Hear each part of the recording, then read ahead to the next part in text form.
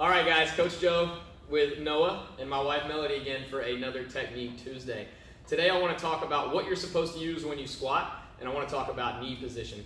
So a lot of people, Melody's going to turn sideways for us here, when they squat with their knees first. Go ahead and show them that. If you notice her knees shot forward, her heels almost stayed down, but her knees went forward before her butt went back. Come back up. Now she's going to shoot her knees out and shove her butt back. So there's a difference in that pattern there. What we want to do, you can go ahead and come up. Whenever we squat, we want to use our primary engines first. So that means your backside, mostly on a squat. The quads are going to work a little bit too.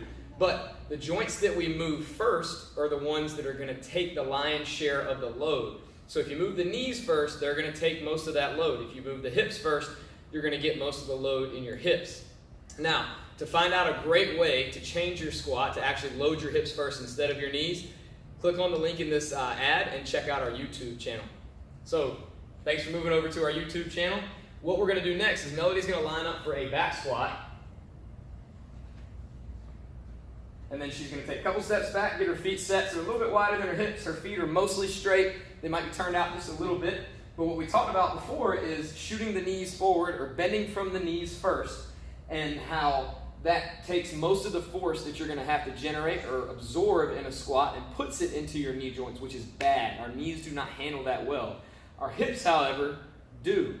Remember I said the joint that we move first handles the lion's share of the load. So if we can move our hip joint first, we can take most of the load there instead of our knees. So we showed you what it looked like from the side. So from the front, she's going to go ahead and do a couple of squats. What you want to notice here is where her knees are going on this squat. So I talked about coming over to our YouTube channel so I can teach you a way to squat, so we make sure we're moving from the hips first. Because sometimes when I tell people hips first, they tend to squat, they sort of stick their butt back and put that load into their back because they lean forward so heavily. The key here is to think knees out, or spread the floor, or corkscrew your feet out. Something to create tension all the way up your leg into your hips, but to also get your knees out and give your hips room to drop down. So Melody's going to squat now and really shove her knees out and drop down into it. Knees out, come back up. Knees out, squat.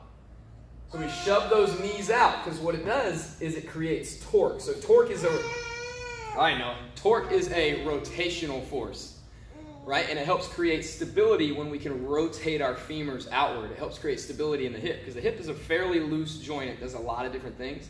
Same thing with the shoulders, and we're going to talk about that in another video.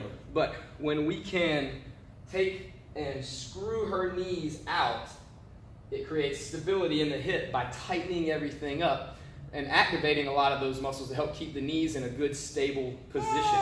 So we don't see her knees crashing in whenever she goes into that squat. So let's do a couple more reps. Shove those knees out.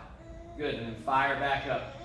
So you mostly drive through the heels. If you shove your knees out instead of forward, most times that's going to help you get the correct stance on your squat and help you use the primary engines of your hips whenever you squat. That's Technique Tuesday. Thanks for checking out our YouTube channel, guys. If you have any questions, just put them in the comments below. Or feel free to send me and Noah and Melody a message on Facebook through our Breakaway Fitness page. Thanks.